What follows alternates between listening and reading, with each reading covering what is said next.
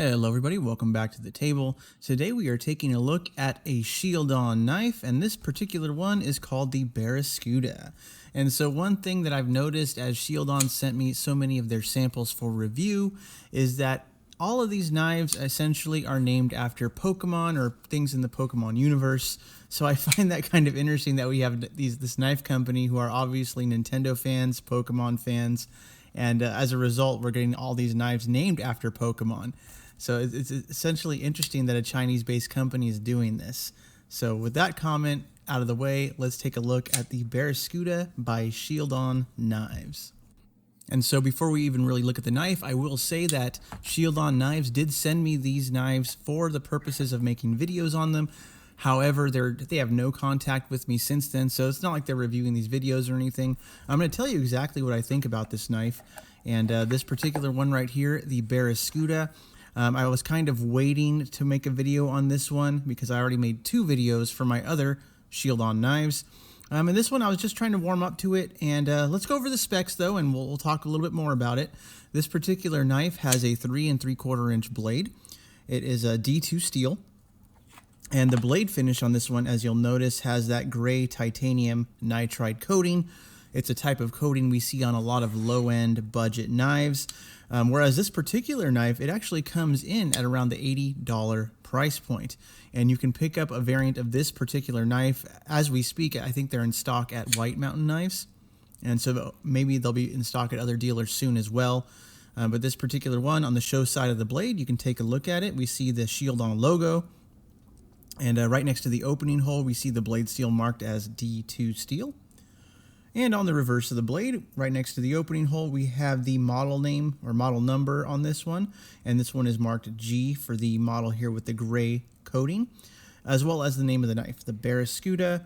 And the designer of this knife is Django. And so he seems to be one of the prolific designers that Shieldon has on staff. Taking a look at the handle of this knife, I think it actually looks really good. So what we have here is a carbon fiber insert, and one of the things that's striking to me about this handle and makes it look a little bit more high-end than it is are the screws that are here on the handle. They're a nice polished, steel screws, and they look larger than normal, and so the size of them, the width of the screw heads, make it look, a little bit classier in my opinion. So between that and the carbon fiber inserts, I think it looks really nice. So we have the carbon fiber inserts on both the front and the rear of the scales. On the rear side, we can take a look and see there's an over travel stop to keep the lock bar from moving too far. And this frame lock here is actually made of steel. So even though it's this gray coating, it kind of simulates that titanium look. This is a steel frame lock knife. And so you might worry about the overall weight of the knife being a steel frame lock with a 3 3/4 inch blade. And luckily, it does not come in at too much of a heavy weight, because when we look in the handles here in the scale, we can see they actually milled out some of the steel material to help lighten the overall weight of the knife. So despite having a 8.6 inch overall length, 3 3/4 inch blade, this knife is coming in at around 4.6 ounces. And on my scale, it came in a little bit less than that, so maybe it'll vary based on which variant of the knife you are picking up. Taking a look at the rear of the knife, we have a nice large lanyard hole right there. And I can't tell if that's G10 or plastic on it. I don't think it's aluminum or anything, but it is a nice little lanyard slot right there for those of you who need that. And the pocket clip itself is not reversible in any way. And that is one trend I've noticed throughout all the Shieldon knives I've looked at so far, is that the pocket clips are all designed for right-hand side tip-up carry only. This particular one has the same gray titanium coating as the blade, so it matches the blade. And the tightness on it is decent. Not quite as tight as the Shieldon Boa, which I recently looked at, but it is a tighter clip than we had on the Shieldon Bulbasaur. So it is the same style of clip. It's not deep carry. It's just a nice thin pocket clip, and it does leave a little bit of the knife hanging out of your pocket. For better or for worse, some people prefer that. Some people don't like that. So that just is what it is. And our D2 steel blade right here, it runs on bearings, so it's very easy to flip in and out of the handle. This one out of the box probably had the best action of the 3 Shieldon knives I've looked at so far. The blade just falls right shut. Didn't really require any lubricant, didn't make any squeaky sounds, or it didn't feel gritty. So that's all. Those are all very good things. The centering on the knife, you can check it out right here. As with most bearing knives, the centering is fine. There's no leaning one towards one side or the other. And when you take a look at the lockup of the knife, the lockup is also nice and early. And again, this is a steel frame lock, so I don't think there are going to be any issues with the lock wearing in. So all in all, it's a solid knife, the solid action. I don't really see any flaws with the knife overall. If you favor, medium, large size, everyday carry knives, I think that the Barraskewda here has a lot to offer you, especially if you just like this it's almost like a futuristic look to it with the carbon fiber and the steel, just the gray and black industrial look to it, plus the satin screw heads. I think it looks really handsome. So this is a good looking knife.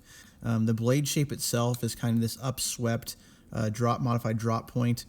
Looks very nice. Again, not many negative things I can say about this particular one. I did wait to review it because initially out of the box, it didn't appeal to me visually, but it's kind of grown on me as I've carried it around and flipped with it and played with it. So it's great to see that Shieldon Knives is making a lot of these high quality style knives using lower quality materials like D2 steel, stainless steel frames. So it helps bring the price down so that they're a little bit more affordable. So you're getting that really nice look of a high-end knife, but you're not paying the price of a high-end knife. So they're kind of aiming at that mid-range price point pretty well. So this particular knife seems to fall more into the role of the large gentleman's knife. And just because it's a classy design, the carbon fiber makes it pop. You'll also notice on the top of the spine, there's no jimping on this knife in comparison to the other Shieldon knives that did have jimping. So it's kind of smooth all around. So while it's a big knife, it certainly has that kind of classy look, classy style. It's either going to be something you like or something you don't. But I really just wanted to share my thoughts on this particular one. But before we're done, this is kind of a quick video, or I meant it to be a quick video. Let's make some comparisons between the Barraskewda here, as well as my 2 other Shieldon knives that I've made videos of. So we have the Shieldon Bulbasaur, as well as the Shieldon Boa. So all these are medium, largest everyday carry knives. And let's just see how they compare towards one another. And then maybe I'll pull out a few other knives and you can check those out too. So let's take a look and make some comparisons.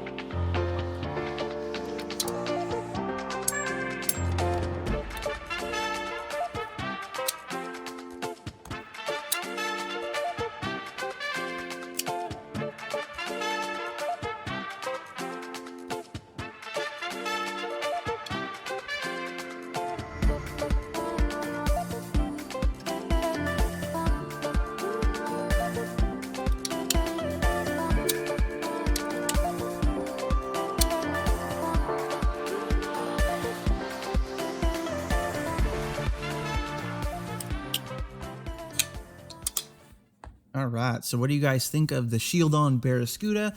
I really wanted to warm up to this one. And of course, objectively, this is a great knife design and it looks really nice. But personally, I kind of like the earth tones, like the browns and the greens on the other 2 Shieldon knives a little better. And I think that's entirely a personal taste. But I think this industrial, modern look here is going to turn on a lot of people. So this one is priced a little bit higher than the other Shieldon knives I reviewed. And so what do you think about that? Leave me some comments below. I know this brand was very kind to be sending me these knives. So I'm kind of curious to see what the people think about it. I'm trying not to give super biased reviews or anything. And this one I really wanted to like, and it's a good knife. There's nothing wrong with it. But tell me your thoughts below. Thank you all for watching. Have a nice day and bye-bye.